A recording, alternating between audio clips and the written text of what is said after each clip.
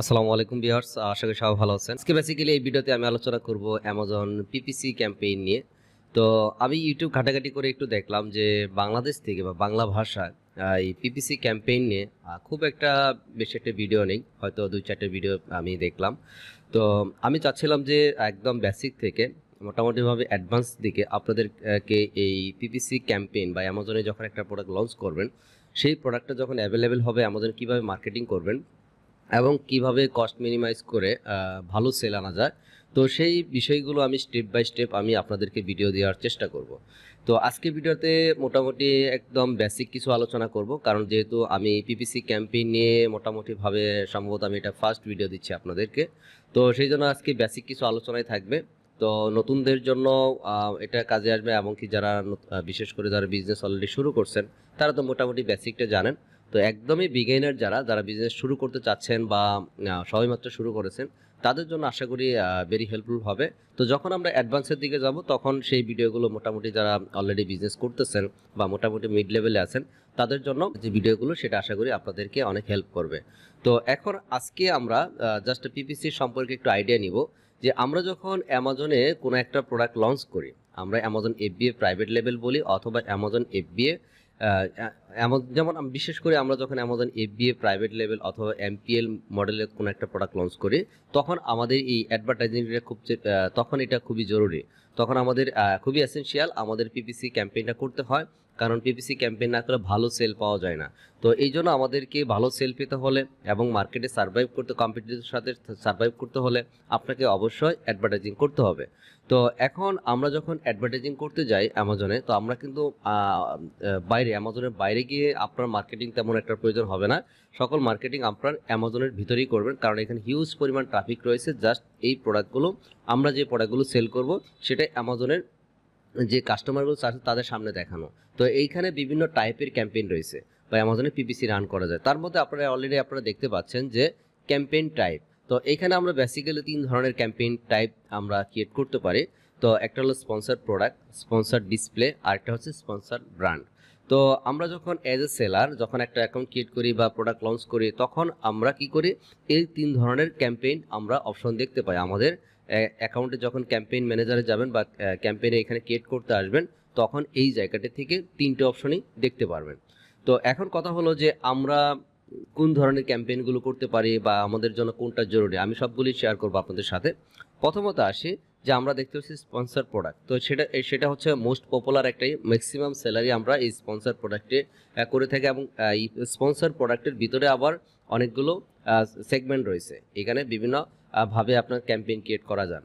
এখানে keyword base, exact match, page match, then হচ্ছে broad match, ASIN targeting, category target, এই টাইপের ক্যাম্পেইনগুলো করা যায়। এগুলো কিভাবে করে আর এখন যে কথাগুলো ইউজ করতেছি সেই কথাগুলো আমি এখন যে কথাগুলো বলতেছি এক্সাক্ট ম্যাচ, পেজ ম্যাচ, হয়তো আপনাদের এখন অনেকেরই বুঝতে, যারা নতুন যারা বুঝতে অসুবিধা হতে পারে, সেই বিষয়গুলো আমি পরের ভিডিওগুলোতে আপনাদের আমি শেয়ার করবো ইনশাল্লাহ। তো এখন আমরা এই স্পন্সর প্রোডাক্ট এবং ডিসপ্লে ব্র্যান্ড প্লাস হচ্ছে sponsor product, sponsor display, sponsor brand, এই 3 ধরনের ভিতরে আমরা ইনিশিয়ালি কোনটা করতে পারি।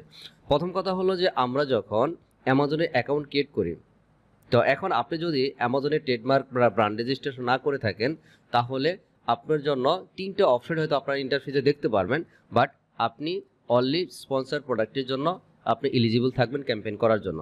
আপনি উইদাউট ব্র্যান্ড রেজিস্ট্রি আপনি স্পন্সর ডিসপ্লে অথবা স্পন্সর ব্র্যান্ড, এই 2টা অপশন আপনি ইউজ করতে পারবেন না। আপনার এখানে দেখাবে ইনএলিজিবল। তো এলিজিবল হইতে হলে আপনাকে অবশ্যই অ্যামাজনে ব্র্যান্ড রেজিস্ট্রি থাকতে হবে।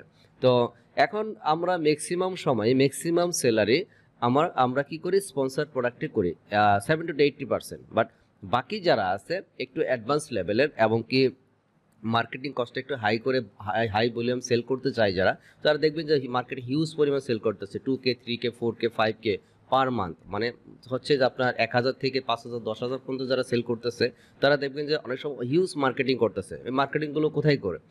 তারা তো স্পন্সর প্রোডাক্টে করেই, পাশাপাশি ডিসপ্লে অ্যাডে তারা স্পেন্ড করে, তারপর হচ্ছে আপনার এই স্পন্সর ব্র্যান্ড, তাদের ব্র্যান্ডটাকে প্রমোট করে বা ভিডিও প্রমোট করে, এই ধরনের কিন্তু আপনারা ক্যাম্পেইন দেখতে পারবেন। যখন আমরা অ্যামাজনে কোনো কিছু লিখে সার্চ করব তখন এই ধরনের ক্যাম্পেইনগুলো দেখা যায়। সেটা আমি বেসিক একটা আইডিয়া দেবো আপনাদেরকে একটু পরে। তো এখন আপনি যদি ট্রেডমার্ক ব্র্যান্ড রেজিস্ট্রেশন না করে থাকে, ব্র্যান্ড রেজিস্ট্রেশন যদি না করেন, তার মানে কি আপনি এই দুইটা অপশন এখন পাচ্ছেন না। আর আপাতত আপনি দুইটা অপশন যদি না পান সেটাও কিন্তু আমাদের সমস্যা না। তো আমরা বেসিক্যালি কি করি, আমরা স্পন্সর প্রোডাক্টে বেশি প্রোডাক্ট আমরা করে থাকি, অ্যাডভার্টাইজিং করে থাকি। এখান থেকে মোটামুটি বিভিন্ন টাইপের যেহেতু এখানে আছে, এখানে সেগমেন্ট আছে, তো এই সেগমেন্টগুলোতে আমরা বিভিন্নভাবে এইখানে আমরা ক্যাম্পেইনগুলো করে থাকি। তো আপনি যখন নতুন সেলার, তো তখন কি করবেন, আপনাকে আপাতত ডিসপ্লে অ্যাড প্লাস হচ্ছে ব্র্যান্ড অ্যাডে যাওয়া দরকার নেই। ইনিশিয়ালি আপনার স্পন্সর প্রোডাক্টের ভিতরেই অনেকগুলো আপনার অপশন আছে, সেই অপশনগুলোকে আপনি ইমপ্লিমেন্ট করতে পারেন। আমরা যদি এবং কি ব্র্যান্ড রেজিস্ট্রি করেও থাকে, আমাদের যে ম্যান্ডেটরি স্পন্সর ডিসপ্লে দিতে হবে বা ব্র্যান্ড অ্যাড করতে হবে আমাদের, আসলে বিষয়টা এমনও না। তো আপনার যদি বাজেট ভালো থাকে, আপনার বিগ ইনভেস্টমেন্ট নিয়ে অ্যামাজনে আসছেন বিজনেস করার জন্য, আপনার মান্থলি টার্গেট আছে যে 1K 2K 3K এই টাইপের আমি প্রোডাক্ট সেল করব, হ্যাঁ, বা 500+ সেল করব, এই ধরনের যখন ক্যাম্পেইনে, তখন এইগুলোতে আমরা বিভিন্নভাবে মার্কেটিং করি। তো অ্যামাজনের ভিতরে বিভিন্ন টাইপের ক্যাম্পেইন ক্রিয়েট করা যায়। তো এখন আপনি যদি, আমি সাজেস্ট করব যে আপনি যদি প্রাইভেট লেভেল অথবা এমপিএলে বিজনেস করেন, তাহলে তো অবশ্যই আপনার এই স্পন্সর প্রোডাক্টই করবেন। আরেকটা বিষয় হলো, আপনি যদি একদম প্রাইভেট লেভেল করে আপনি আরেকটা বিষয় আমি সাজেস্ট করব যে আপনি যদি ব্র্যান্ড রেজিস্ট্রেশন করে থাকেন অ্যামাজনে, তো সেই ক্ষেত্রে বাকিগুলোকেও আপনি চাইলে ট্রায়াল বেস আপনি দিতে পারেন যে এখান থেকে কেমন রেজাল্ট আসতেছে। অনেক সময় কি হয় যে স্পন্সর প্রোডাক্ট আমরা ক্যাম্পেইন করি, কিন্তু স্পন্সর ডিসপ্লেতে এসে এই কোন একটা ক্যাম্পেইন অনেক ভালো করতেছে, এটা হয়, অনেক সময় হয়। তারপর হচ্ছে স্পন্সর আপনার ব্র্যান্ডের, কারণ ডিফারেন্টভাবে আমরা কি করি, ট্রাই করি যে কোনটাতে ভালো রেজাল্ট আসে। যখন আপনি ডিফারেন্টভাবে ডিফারেন্ট ক্যাম্পেইন ক্রিয়েট করবেন, তখন এইখান থেকে বোঝা যাবে যে সবচেয়ে ভালো রেজাল্ট কোনগুলোতে আসে।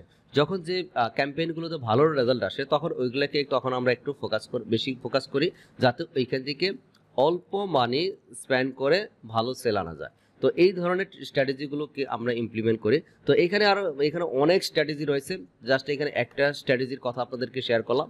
তো স্টেপ বাই স্টেপ দেখে আপনাদেরকে আরও কিছু স্ট্র্যাটেজি শেয়ার করার চেষ্টা করব। এখন আমরা দেখি যে আমরা অ্যামাজনের ভিতরে যে এখানে ক্যাম্পেইনগুলো করব, তো এই ক্যাম্পেইনগুলো দেখতে কেমন হয় বা স্পন্সরগুলো কিভাবে দেখা, আমরা একটু যদি দেখি যে মফ হ্যান্ডেল, জাস্ট আমি একটা কিওয়ার্ড লিখে সার্চ করলাম। এখন দেখেন আমার ডেলিভারি অ্যাড্রেসটা বাংলাদেশ হয়ে আসছে, এই জন্য ভালো একটা দেখাবে না। তো এই জন্য আমি একটা কোড দিয়ে দিচ্ছি, ইউএসের একটা কোড দিয়ে দিই, সম্ভবত নিউ ইয়র্কের একটা কোড। তো তাহলে কি হবে, আমার ভালো রেজাল্ট আসবে এবং কি ইউএসএ বেস, তখন আমার সার্চ এই রেজাল্টগুলো আসবে। তো আমি যখন এই মব ফ্রেন্ডেল লিখে সার্চ করলাম, সার্চ করার পরে দেখুন আমরা টপের দিকে কিছু ক্যাম্পেইন দেখতে পাচ্ছি। হ্যাঁ, তো এই ক্যাম্পেইনগুলো ম্যাক্সিমামে হয় কি আপনার স্পন্সার্ড ক্যাম্পেইন হয়ে থাকে, স্পন্সার্ড ডিসপ্লে। এই ক্যাম্পেইনগুলো উপরে দেখে যে ক্যাম্পেইনগুলো দেখেন, ম্যাক্সিমাম সময় এগুলো হয় কি আপনার ডিসপ্লে অ্যাড, আমরা ওই যে ডিসপ্লে অ্যাড নিয়ে যে কথা বললাম।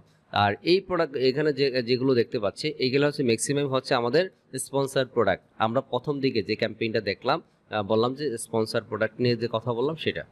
এখন এইভাবে আমরা আরও দেখেন, এখানে উনি কিন্তু ভিডিও অ্যাড করতেছে। ভিডিও এটা কিন্তু হচ্ছে আপনার ব্র্যান্ড অ্যাডের ভিতরে কিন্তু আসে এটা। তো আমরা যখন কোনো একটা ভিডিওকে ক্যাম্পেইন করব, সেটা হচ্ছে কি স্পন্সর ব্র্যান্ড যে অ্যাডটা দেখলাম সেটা। তো এইভাবে আমরা ক্যাম্পেইনগুলো দেখতে পারবো। তো এইভাবে অনেক সময় কি হয়, এখানে তো আমার একটু ভার্টিক্যালি দেখাচ্ছে এইভাবে, অনেক সময় দেখবেন যে এক পেজ অনেকগুলো দেখাচ্ছে। এটা হয়তো অন্য একটা প্রোডাক্ট সার্চ দিলে অন্যভাবে আসতে পারে। হয়তো আমি অন্য একটা প্রোডাক্টকে সার্চ দিয়ে দেখি একটু, ওয়াটার বোতল লিখে যখন সার্চ করলাম, হ্যাঁ দেখুন, আমি যখন ওয়াটার বোতল লিখে সার্চ করলাম, তখন কিন্তু আবার একটু ভিন্নভাবে দেখাচ্ছে। এখানে দেখুন, এইখানে কি করে, এখানেও কিন্তু সে ব্র্যান্ডকে প্রমোট করছে। তো ব্র্যান্ডের ম্যাক্সিমাম পার্সনে কি করে, ম্যাক্সিমাম পার্সনে ব্র্যান্ডের ভিডিও প্রমোট করে ম্যাক্সিমাম ক্ষেত্রে। তো তারপর হচ্ছে আপনি চাইলে আপনার ডাইরেক্ট আপনার নিজের ব্র্যান্ডকেই প্রমোট করতে পারবেন, ব্র্যান্ডকে লোগো দিয়ে আপনার ব্র্যান্ড দিয়ে সেটাকেও আপনি প্রমোট করতে পারবেন।